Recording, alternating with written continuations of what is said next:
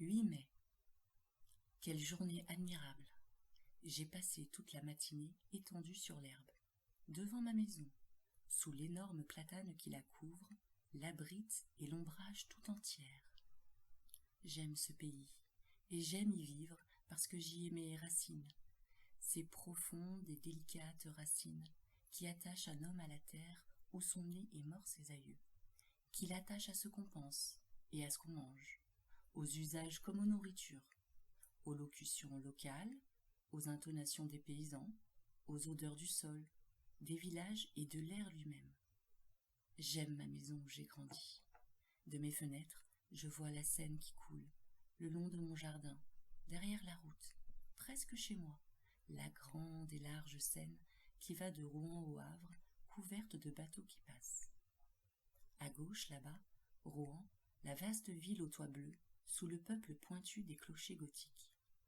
Ils sont innombrables, frêles ou larges, dominés par la flèche de la fonte de la cathédrale, et pleins de cloches qui sonnent dans l'air bleu des belles matinées, jetant jusqu'à moi leur doux et lointain bourdonnement de fer, leur chant d'airain que la brise m'apporte, tantôt plus fort et tantôt plus affaibli, suivant qu'elle s'éveille ou s'assoupit.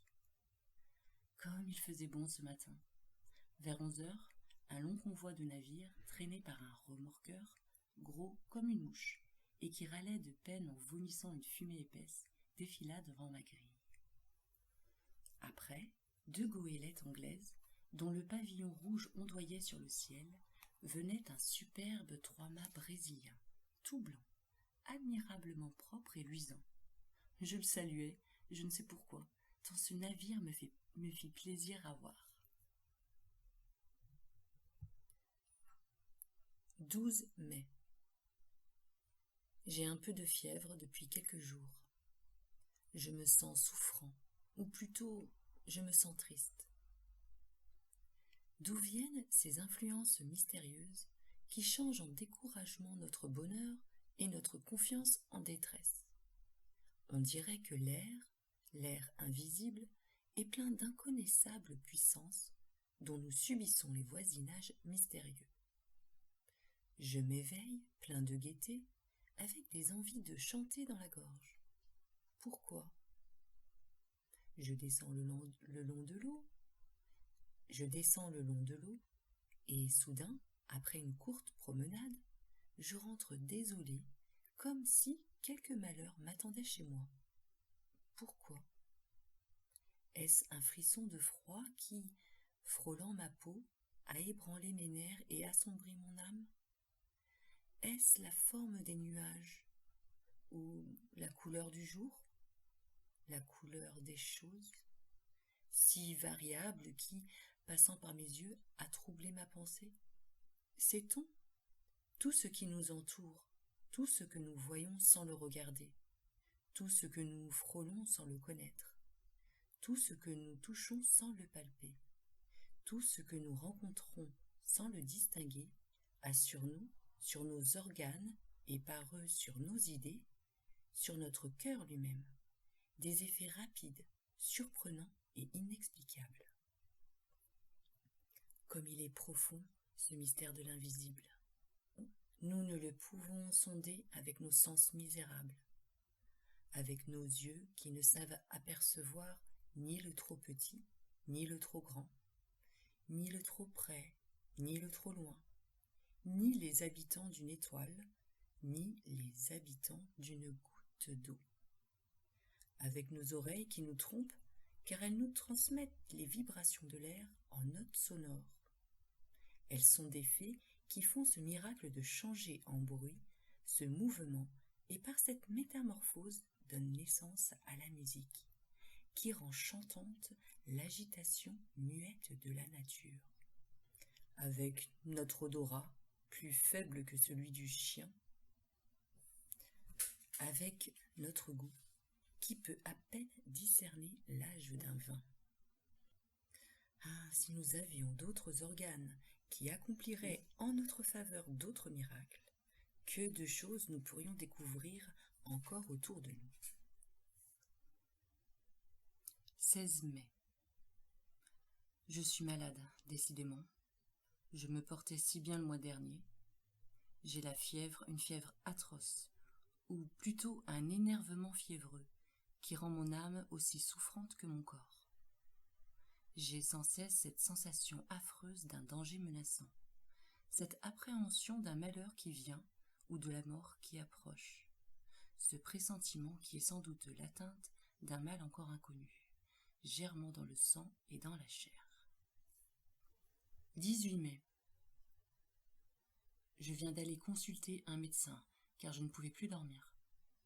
Il m'a trouvé le pouls rapide, l'œil dilaté, les nerfs vibrants, mais sans aucun symptôme alarmant. Je dois me soumettre aux douches et boire du bromure de potassium. 25 mai. Aucun changement. Mon état vraiment est bizarre. À mesure qu'approche le soir, une inquiétude incompréhensible m'envahit, comme si la nuit cachait pour moi une menace terrible. Je dîne vite, puis j'essaie de lire, mais je ne comprends pas les mots. Je distingue à peine les lettres. Je marche alors dans mon salon de long en large, sous l'oppression d'une crainte confuse et irrésistible, la crainte du sommeil et la crainte du lit. Vers 10 heures, je monte dans ma chambre. À peine entré, je peux donner 2 tours de clé, et je pousse les verrous. J'ai peur.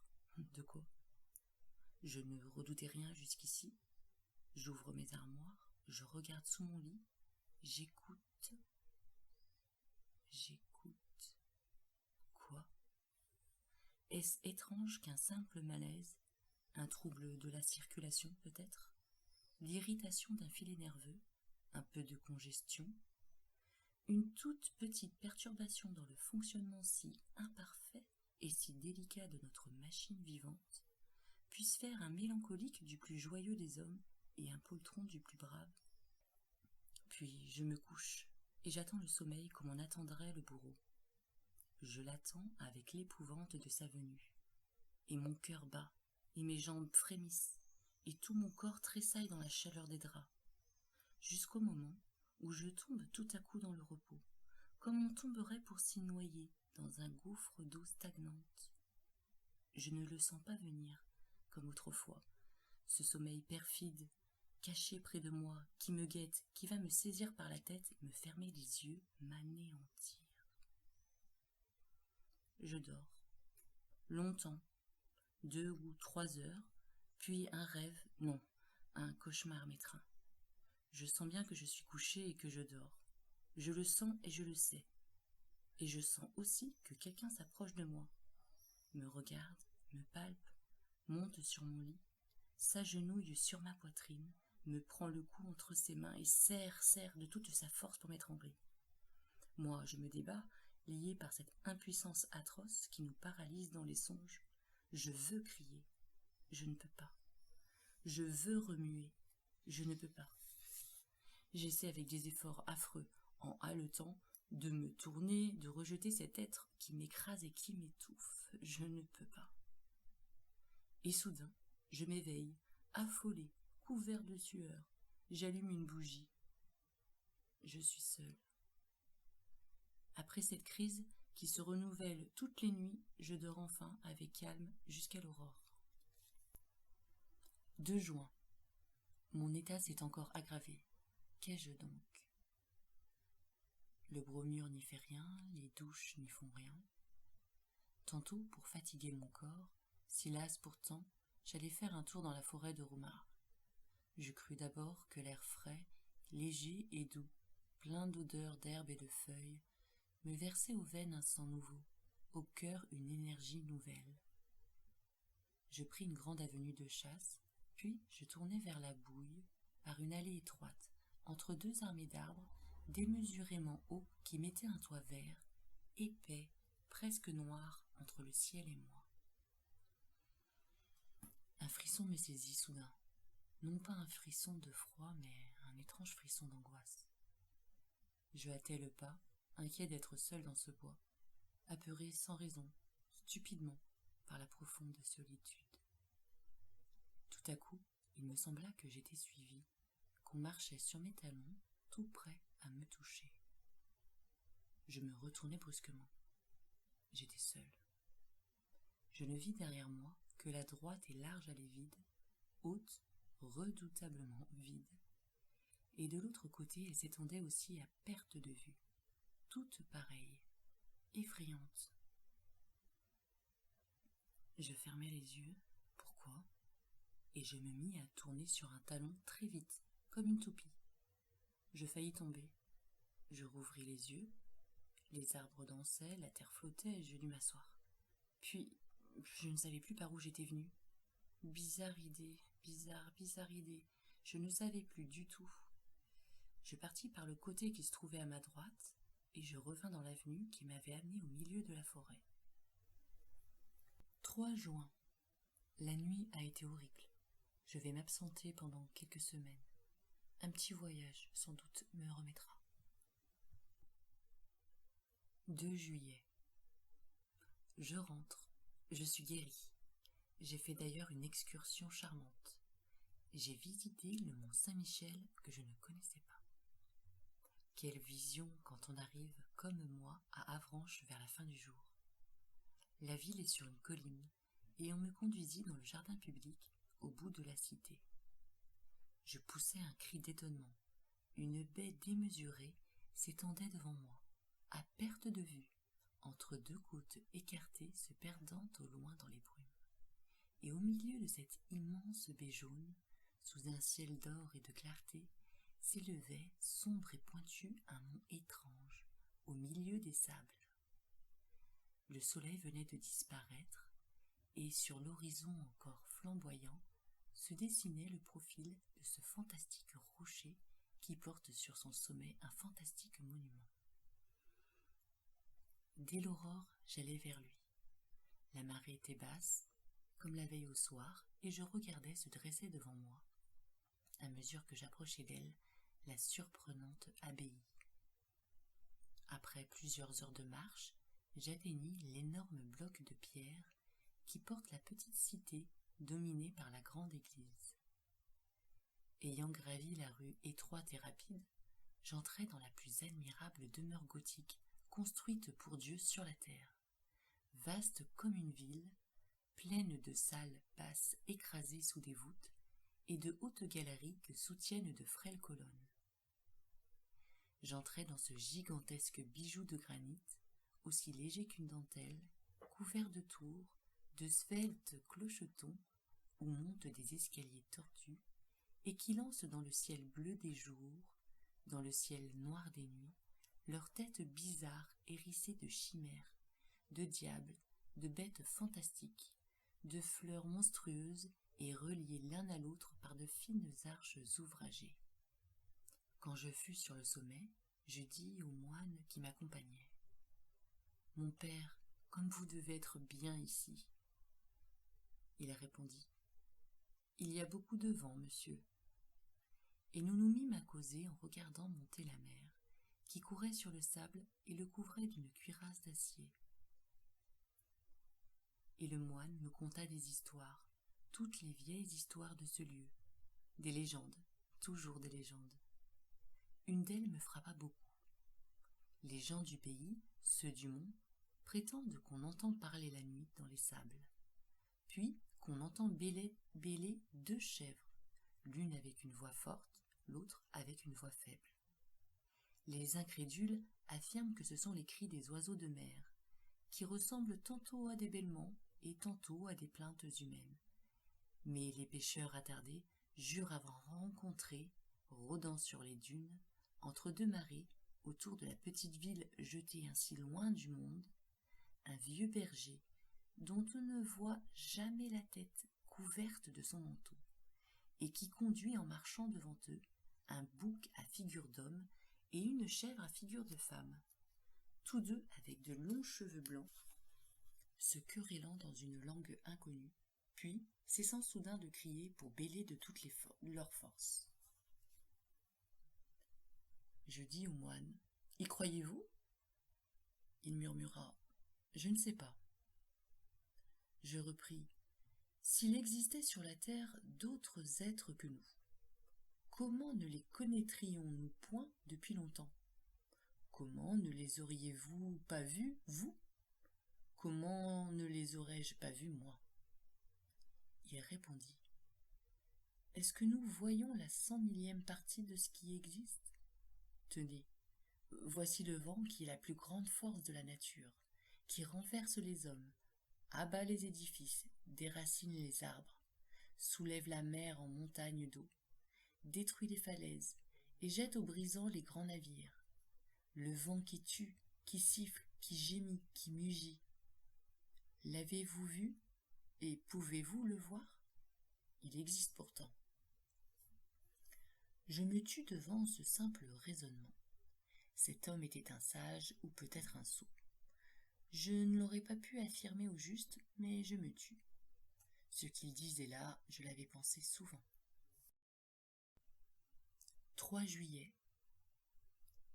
J'ai mal dormi. Certes, il y a ici une influence fiévreuse, car mon cocher souffre du même mal que moi.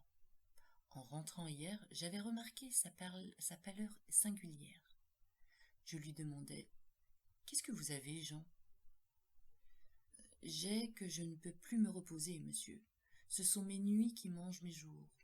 Depuis le départ de monsieur, cela me tient comme un sort. Les autres domestiques vont bien cependant, mais j'ai grand peur d'être repris, moi. 4 juillet. Décidément, je suis repris. Mes cauchemars anciens reviennent. Cette nuit, j'ai senti quelqu'un accroupi sur moi, et qui, sa bouche sur la mienne, buvait ma vie entre mes lèvres. Oui, il la puisait dans ma gorge, comme aurait fait une sangsue.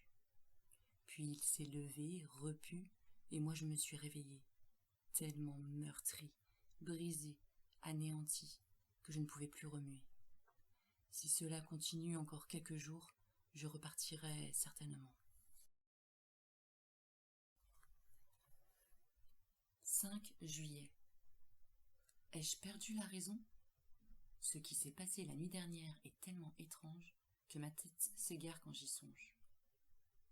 Comme je le fais maintenant chaque soir, j'avais fermé ma porte à clé. Puis, ayant soif, je bus un demi-verre d'eau, et je remarquai par hasard que ma carafe était pleine jusqu'au bouchon de cristal. Je me couchai ensuite, et je tombai dans un de ces sommeils épouvantables, dont je fus tiré au bout de 2 heures environ, par une secousse plus affreuse encore. Figurez-vous un homme qui dort, qu'on assassine et qui se réveille avec un couteau dans le poumon, et qui râle couvert de sang, et qui ne peut plus respirer, et qui va mourir et qui ne comprend pas. Voilà. Ayant enfin reconquis ma raison, j'eus soif de nouveau. J'allumai une bougie et j'allai vers la table où était posée ma carafe. Je la soulevai en la penchant sur mon verre. Rien ne coula. Elle était vide. Elle était vide complètement. D'abord, je n'y compris rien. Puis, tout à coup, je ressentis une émotion si terrible que je dus m'asseoir, ou plutôt que je tombai sur une chaise. Puis, je me redressai d'un saut pour regarder autour de moi. Puis je me rassis, éperdu d'étonnement et de peur devant le cristal transparent. Je le contemplais avec des yeux fixes, cherchant à deviner. Mes mains tremblaient. On avait donc bu cette eau? Qui? Moi? Moi, sans doute. Ce ne pouvait être que moi. Alors, j'étais somnambule, je vivais sans le savoir de cette double vie mystérieuse qui fait douter s'il y a 2 êtres en nous ou si un être étranger, inconnaissable et invisible, anime par moments, quand notre âme est engourdie, notre corps captif qui obéit à cet autre, comme à nous-mêmes, plus qu'à nous-mêmes. Ah, qui comprendra mon angoisse abominable? Qui comprendra l'émotion d'un homme sain d'esprit, bien éveillé, plein de raison et qui regarde épouvanté à travers le verre d'une carafe, un peu d'eau disparue pendant qu'il a dormi? Et je restai là jusqu'au jour, sans oser regagner mon lit. 6 juillet. Je deviens fou. On a encore bu toute ma carafe cette nuit. Ou plutôt, je l'ai bu. Mais est-ce moi? Est-ce moi? Qui serait-ce? Qui? Oh mon Dieu, je deviens fou. Mais qui me sauvera? 12 juillet.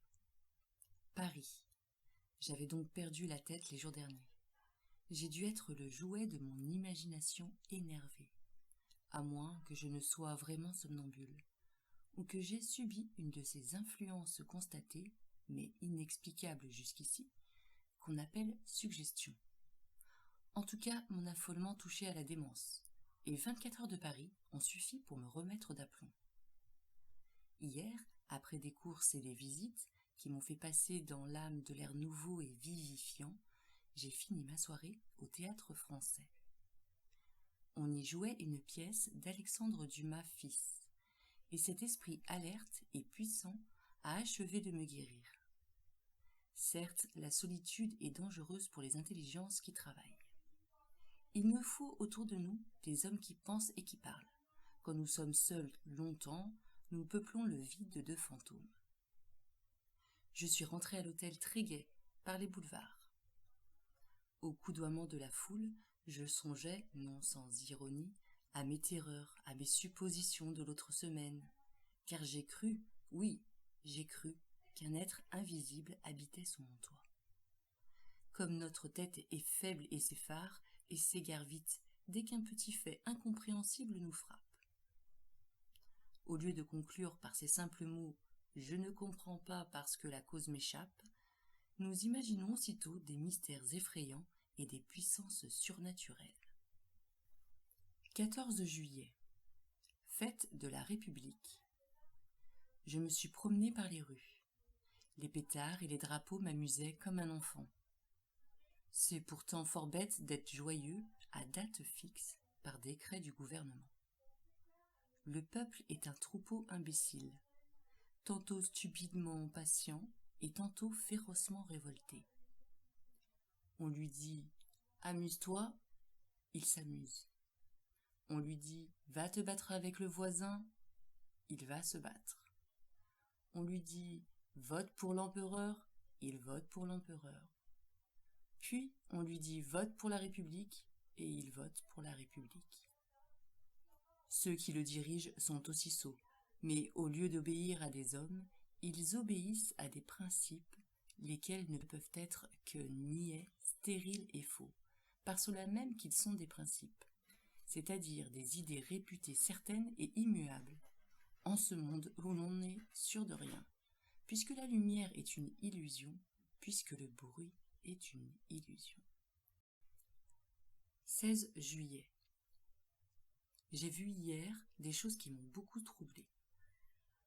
Je dînais chez ma cousine, Madame Sablé, dont le mari commande le 76e chasseur à Limoges. Je me trouvais chez elle avec 2 jeunes femmes, dont l'une a épousé un médecin, le docteur Parent, qui s'occupe beaucoup des maladies nerveuses et des manifestations extraordinaires auxquelles donnent lieu en ce moment les expériences sur l'hypnotisme et la suggestion. Il nous raconta longtemps les résultats prodigieux obtenus par des savants anglais et par les médecins de l'école de Nancy. Les faits qu'il avança me parurent tellement bizarres que je me déclarai tout à fait incrédule. Nous sommes, affirmait-il, sur le point de découvrir un des plus importants secrets de la nature, je veux dire, un de ses plus importants secrets sur cette terre, car elle en a certes d'autres moins importants là-bas dans les étoiles. Depuis que l'homme pense, depuis qu'il sait dire et écrire sa pensée, il se sent frôlé par un mystère impénétrable pour ses sens grossiers et imparfaits.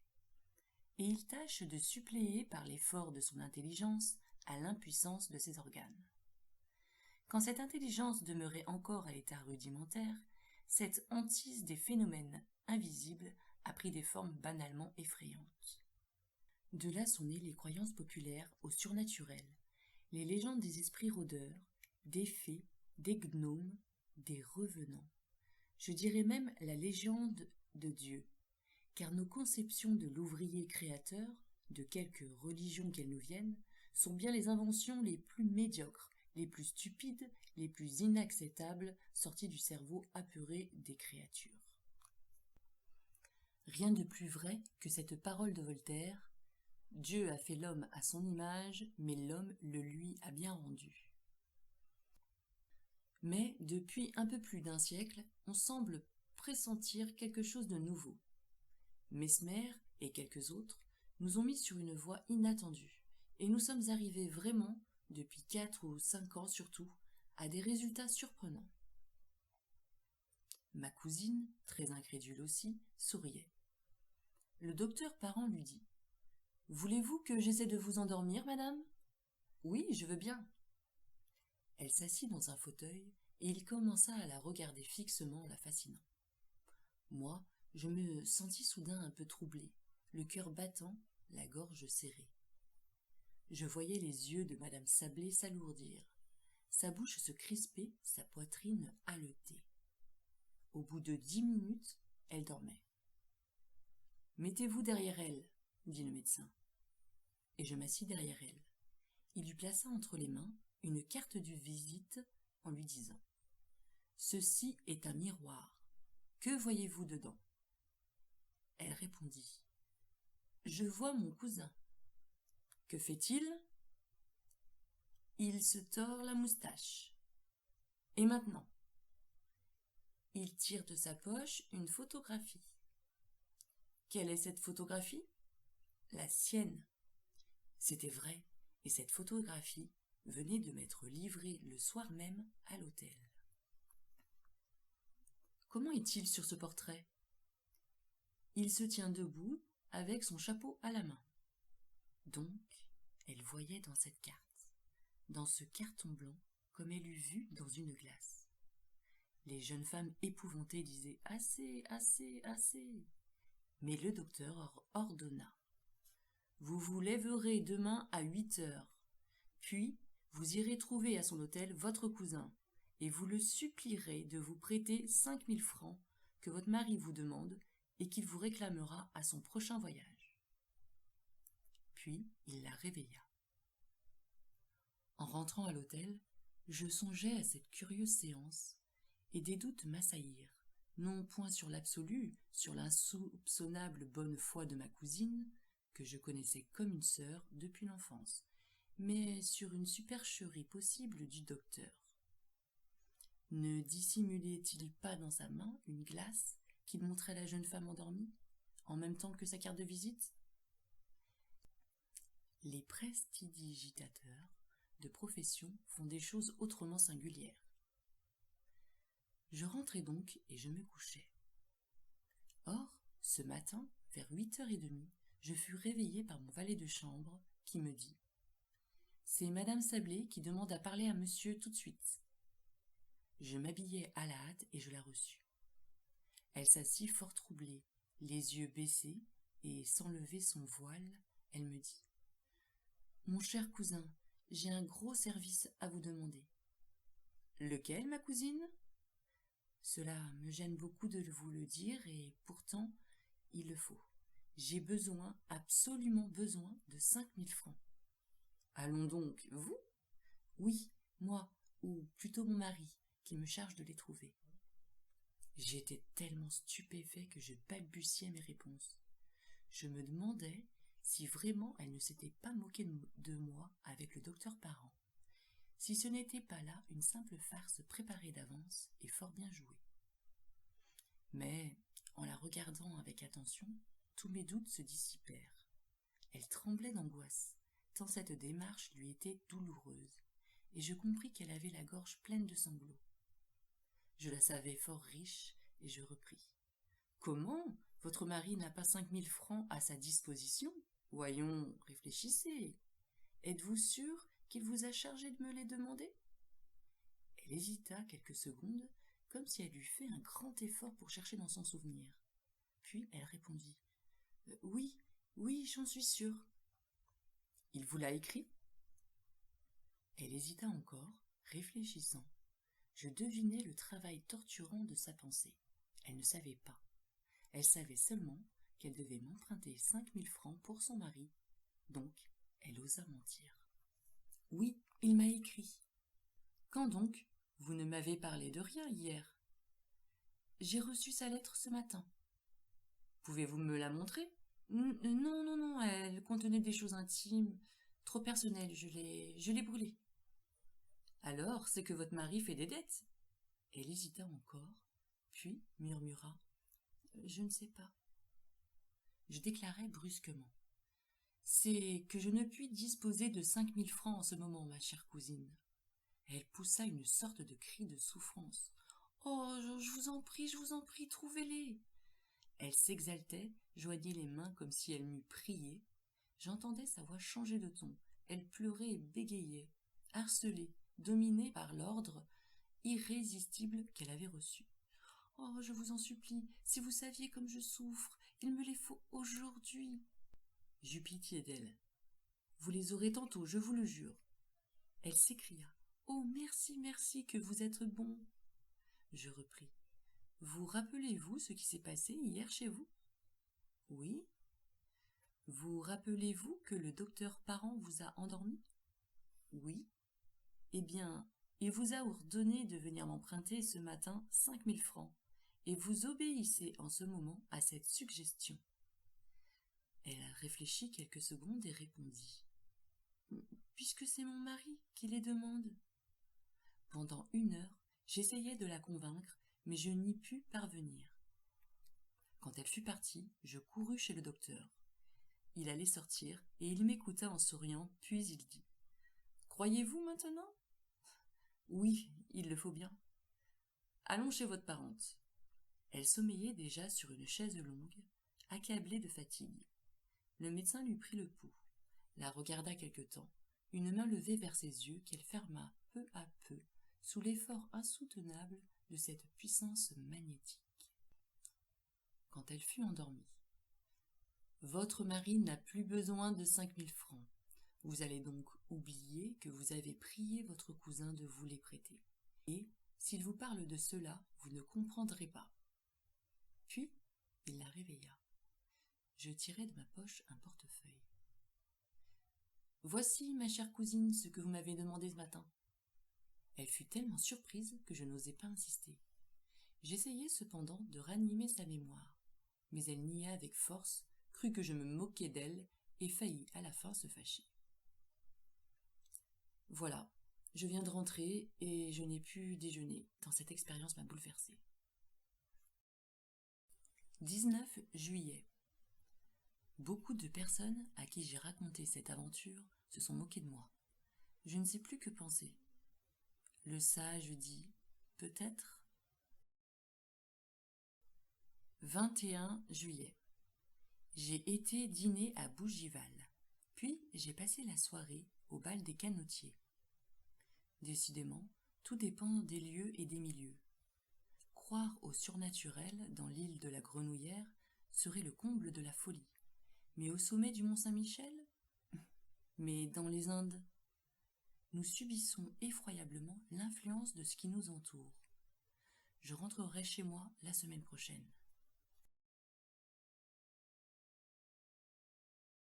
30 juillet. Je suis revenu dans ma maison depuis hier.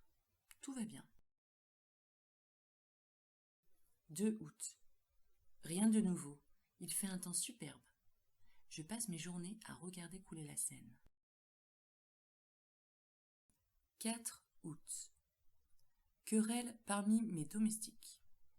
Ils prétendent qu'on casse les verres la nuit dans les armoires. Le valet de chambre accuse la cuisinière, qui accuse la lingère, qui accuse les 2 autres. Quel est le coupable? Bien fin qui le dirait.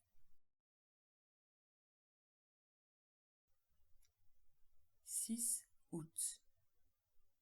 Cette fois, je ne suis pas fou. J'ai vu, je ne puis plus douter. J'ai vu. J'ai encore froid jusque dans les ongles.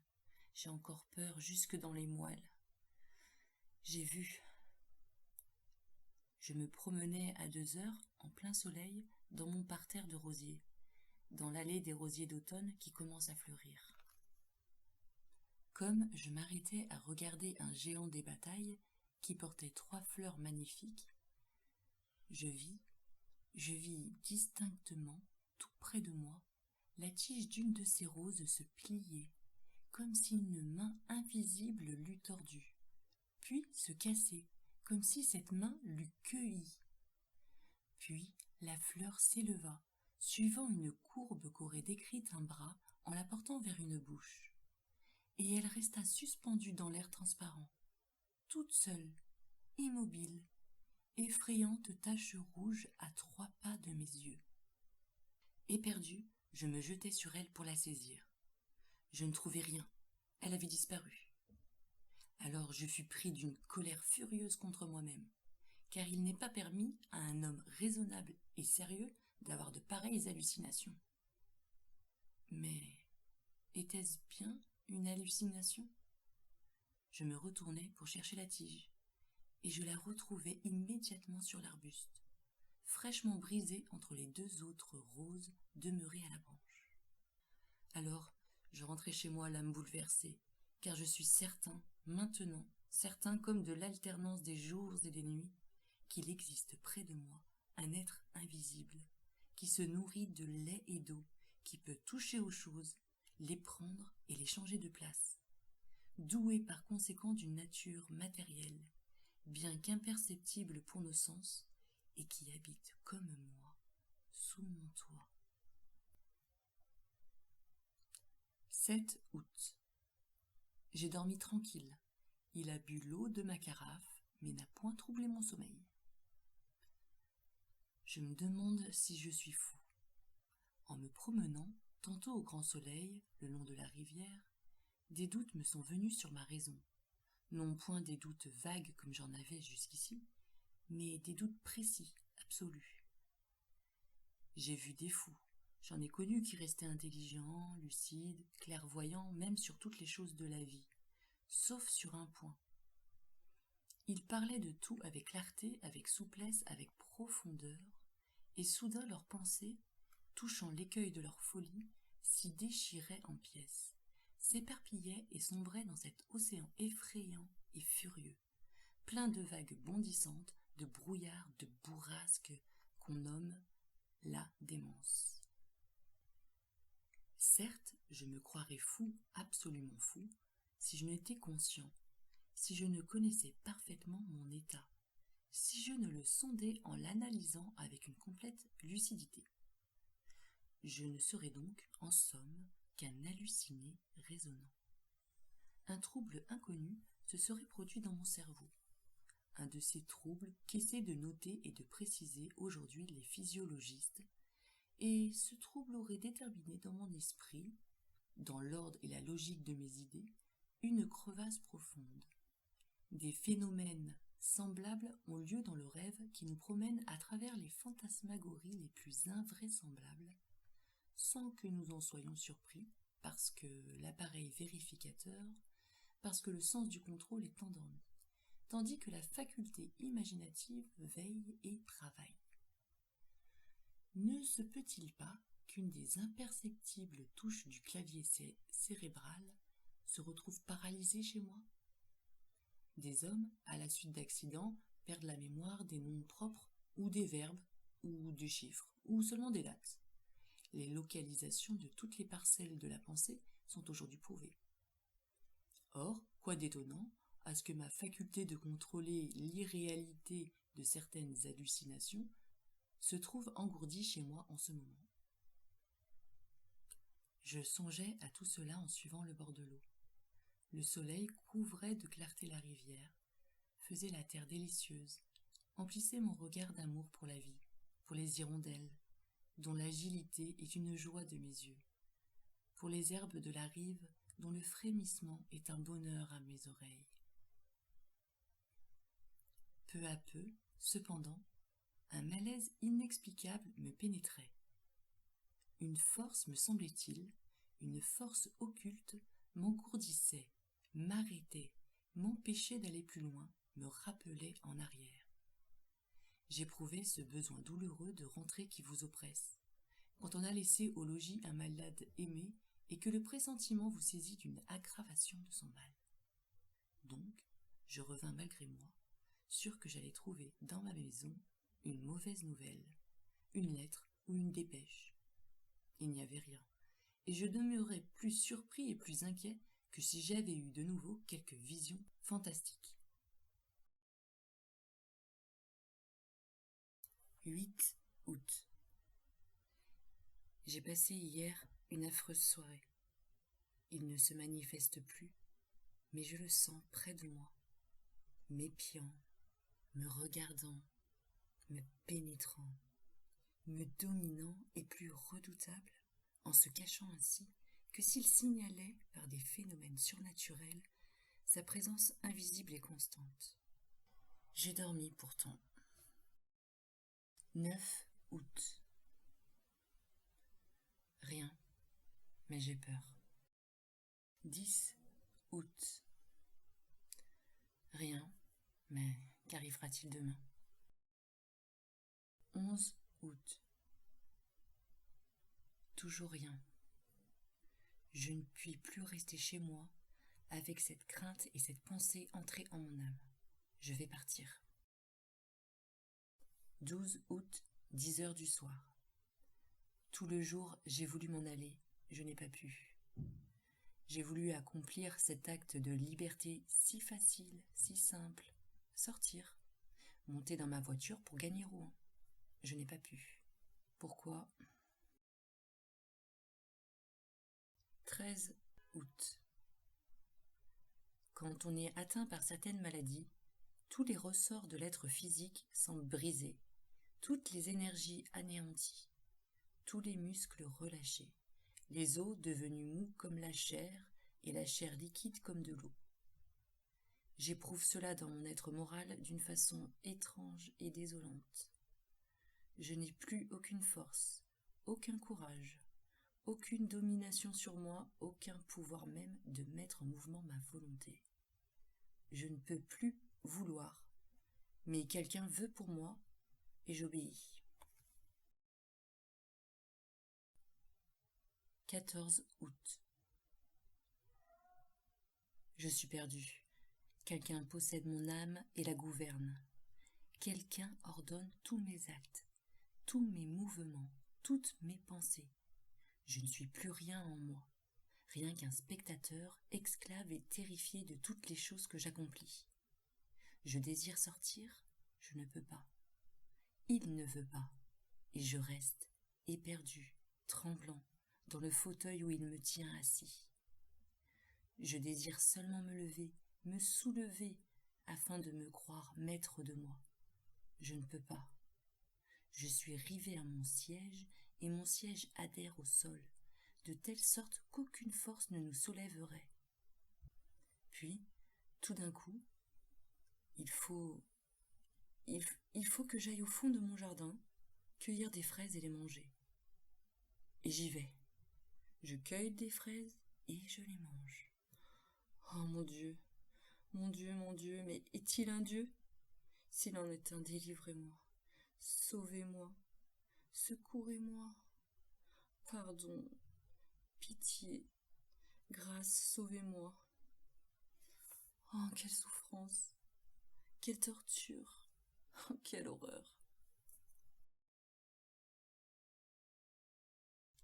15 août. Certes, voilà comment était possédée et dominée ma pauvre cousine quand elle est venue m'emprunter 5000 francs. Elle subissait un vouloir étranger entrer en elle, comme une autre âme parasite et dominatrice. Est-ce que le monde va finir? Mais celui qui me gouverne, quel est-il, cet invisible, cet inconnaissable, ce rôdeur d'une race surnaturelle? Donc, les invisibles existent. Alors, comment depuis l'origine du monde ne se sont-ils pas encore manifestés d'une façon précise comme ils le font pour moi? Je n'ai jamais rien lu qui ressemble à ce qui s'est passé dans ma demeure.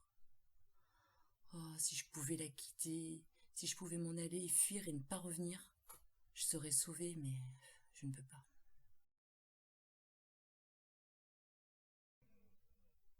16 août. J'ai pu m'échapper aujourd'hui pendant 2 heures, comme un prisonnier qui trouve ouverte par hasard la porte de son cachot. j'ai senti que j'étais libre tout à coup et qu'il était loin. J'ai ordonné d'atteler bien vite et j'ai gagné Rouen. Oh, quelle joie de pouvoir dire à un homme qui obéit, allez à Rouen. Je me suis fait arrêter devant la bibliothèque et j'ai prié qu'on me prêtât le grand traité du docteur Hermann Erestos sur les habitants inconnus du monde antique et moderne. Puis, au moment de remonter dans mon coupé, j'ai voulu dire « à la gare » et j'ai crié, je n'ai pas dit, j'ai crié d'une voix si forte que les passants se sont retournés. « À la maison !» Et je suis tombée, affolée d'angoisse, sur le coussin de ma voiture. Il m'avait retrouvée et repris. 17 août. Quelle nuit! Quelle nuit! Et pourtant, il me semble que je devrais me réjouir. Jusqu'à 1h du matin, j'ai lu Hermann Erestos, docteur en philosophie et en thégonie, a écrit l'histoire et les manifestations de tous les êtres invisibles rôdant autour de l'homme ou rêvés par lui.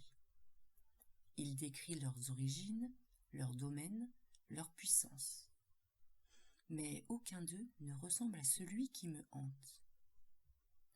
On dirait que l'homme, depuis qu'il pense, a pressenti et redouté un être nouveau, plus fort que lui, son successeur en ce monde, et que, le sentant proche et ne pouvant prévoir la nature de ce maître, il a créé dans sa terreur tout le peuple fantastique des êtres occultes, fantômes vagues nés de la peur. Donc, ayant lu jusqu'à 1h du matin, j'ai été m'asseoir ensuite auprès de ma fenêtre ouverte pour rafraîchir mon front et ma pensée au vent calme de l'obscurité. Il faisait bon, il faisait tiède, comme j'aurais aimé cette nuit-là autrefois. Pas de lune. Les étoiles avaient au fond du ciel noir des scintillements frémissants. Qui habite ces mondes? Quelles formes? Quels vivants? Quels animaux, quelles plantes sont là-bas?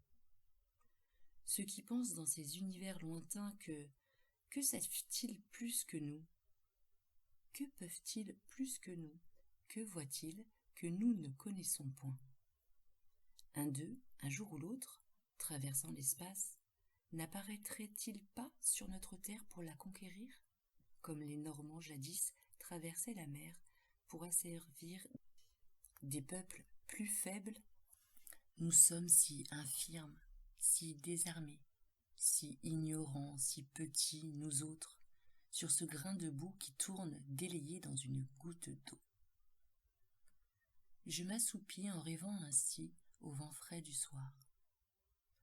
Or, ayant dormi environ 40 minutes, je rouvris les yeux sans faire un mouvement, réveillé par je ne sais quelle émotion confuse et bizarre. Je ne vis rien d'abord, puis, tout à coup, il me sembla qu'une page du livre resté ouvert sur ma table venait de tourner toute seule. Aucun souffle d'air n'était entré par ma fenêtre. Je fus surpris et j'attendis. Au bout de 4 minutes environ, je vis, oui, je vis de mes yeux une autre page se soulever et se rabattre sur la précédente, comme si un doigt l'eût feuilleté.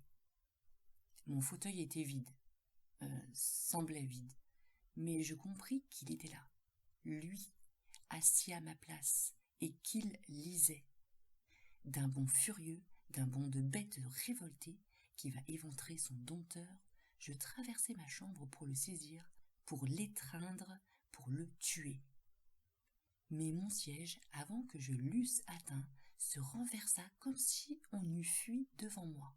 Ma table oscilla, ma lampe tomba et s'éteignit, et ma fenêtre se ferma comme si un malfaiteur surpris se fût élancé dans la nuit en prenant à pleine main les battants.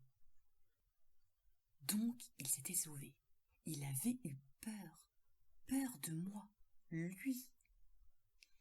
Alors demain ou après, ou un jour quelconque, Je pourrais donc le tenir sous mes poings et l'écraser contre le sol.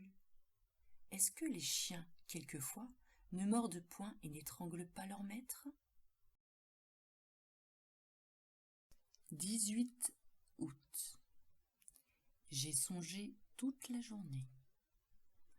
Oh oui, je vais lui obéir, suivre ses impulsions, accomplir toutes ses volontés, me faire humble, soumis, lâche.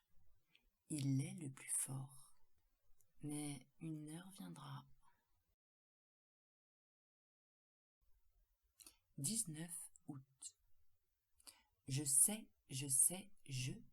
tout. Je viens de lire ceci dans la revue du Monde scientifique. Une nouvelle assez curieuse nous arrive de Rio de Janeiro.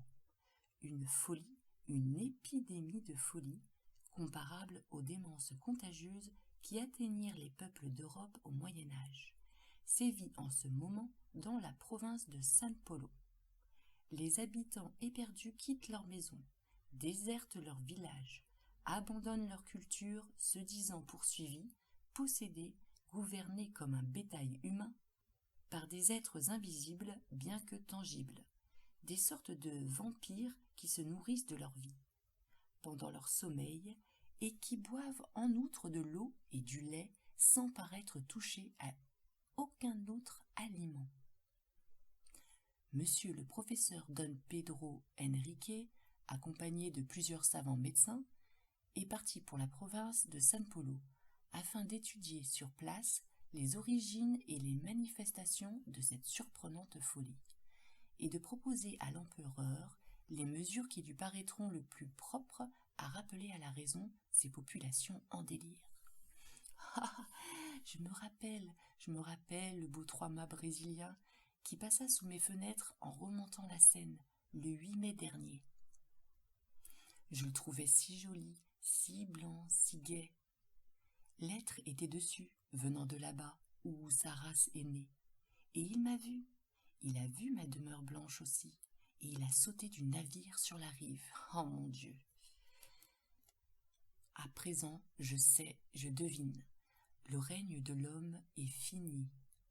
Il est venu celui que redoutaient les premières terreurs des peuples naïfs, celui qu'exorcisaient les prêtres inquiets, que les sorciers évoquaient par les nuits sombres, sans le voir apparaître encore, à qui les pressentiments des maîtres passagers du monde prêtèrent toutes les formes monstrueuses ou gracieuses des gnomes, des esprits, des génies, des fées, des farfadets. Après les grossières conceptions de l'épouvante primitive, des hommes plus perspicaces l'ont pressenti plus clairement. Mesmer l'avait deviné, et les médecins, depuis 10 ans déjà, ont découvert d'une façon précise la nature de sa puissance avant qu'il eût exercé lui-même.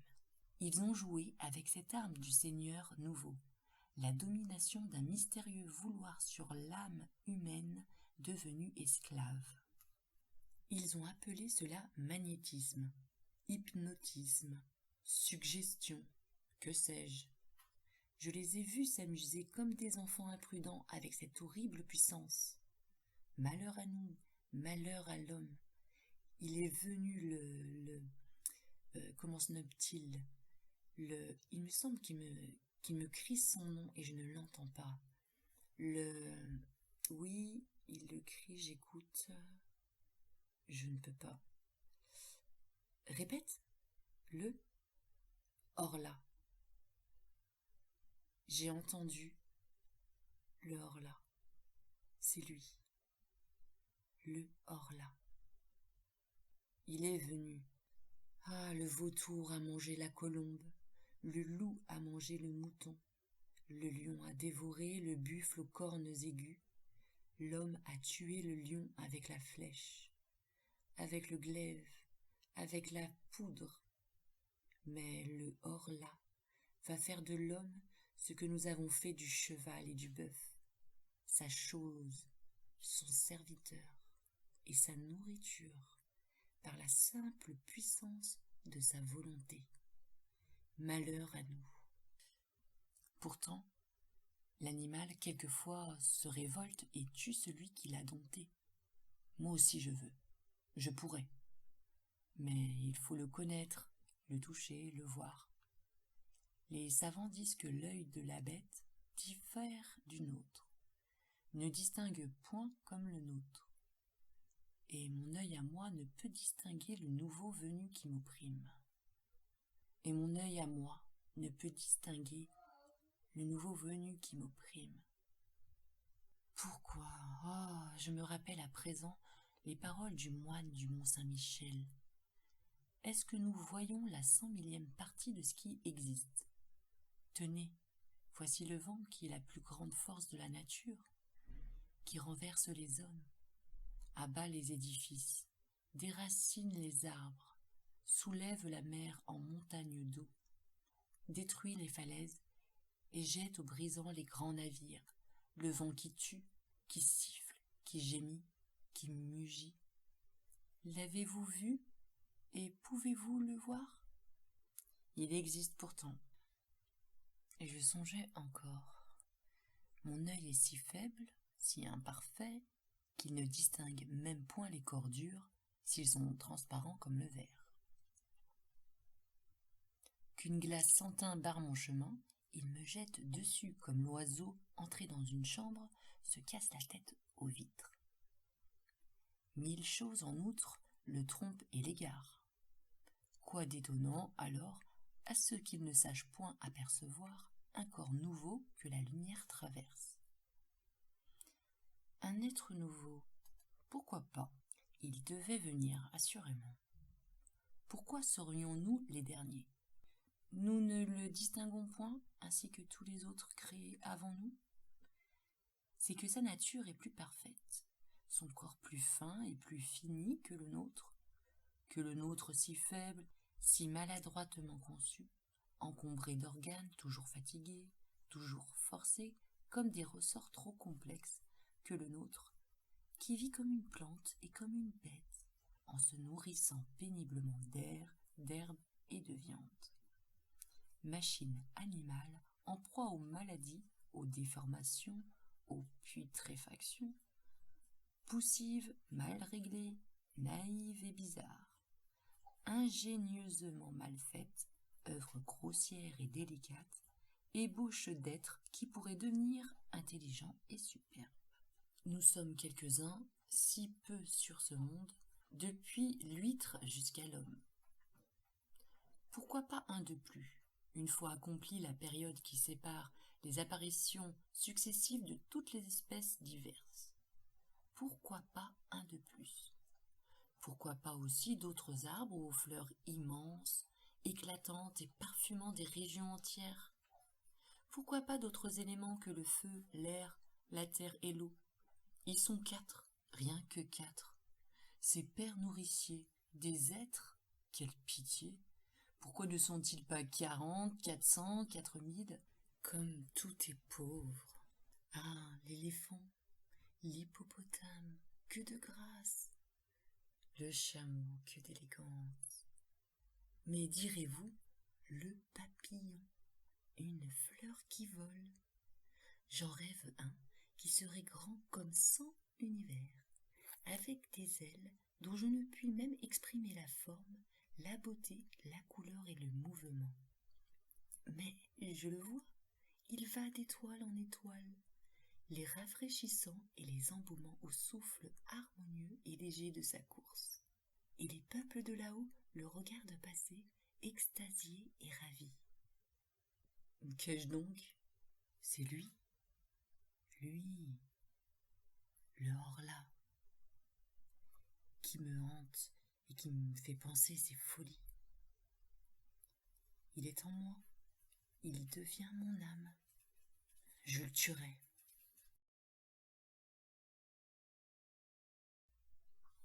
19 août.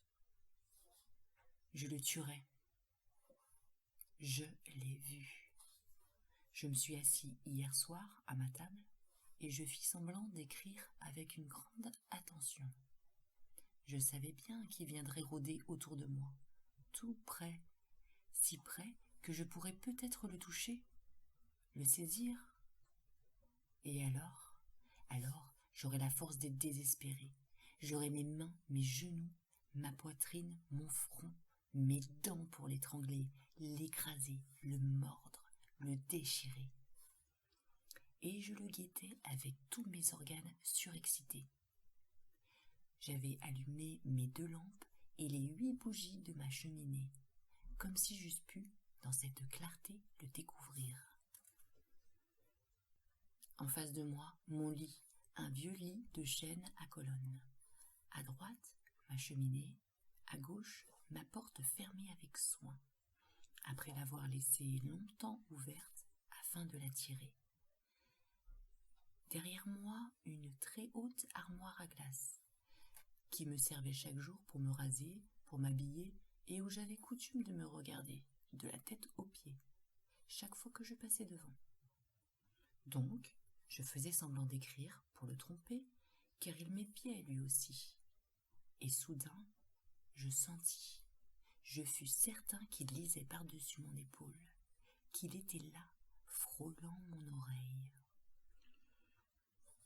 Je me redressai les mains tendues en me tournant si vite que je faillis tomber. Eh bien, on y voyait comme en plein jour, et je ne me vis pas dans ma glace. Elle était vide, claire, profonde, pleine de lumière. Mon image n'était pas dedans, et j'étais en face, moi. Je voyais le grand verre limpide du haut en bas.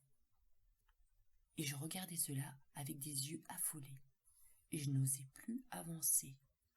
Je n'osais plus faire un mouvement, sentant bien pourtant qu'il était là, mais qu'il m'échapperait encore. Lui, dont le corps imperceptible avait dévoré mon reflet. Comme j'eus peur, puis voilà que tout à coup je commençais à m'apercevoir dans une brume au fond du miroir, dans une brume comme à travers une nappe d'eau, et il me semblait que cette eau glissait de gauche à droite, lentement, rendant plus précise mon image, de seconde en seconde. C'était comme la fin d'une éclipse. Ce qui me cachait ne paraissait point posséder de contours nettement arrêtés, mais une sorte de transparence opaque, s'éclaircissant peu à peu. Je pus enfin me distinguer complètement, ainsi que je le fais chaque jour en me regardant. Je l'ai vu. L'épouvante m'en est restée, qui me fait encore frissonner. 20 août. Le tuer, comment? Puisque je ne peux l'atteindre. Le poison? Mais il me verra le mêler à l'eau. Et nos poisons, d'ailleurs, auraient-ils un effet sur son corps imperceptible? Non, sans aucun doute. Alors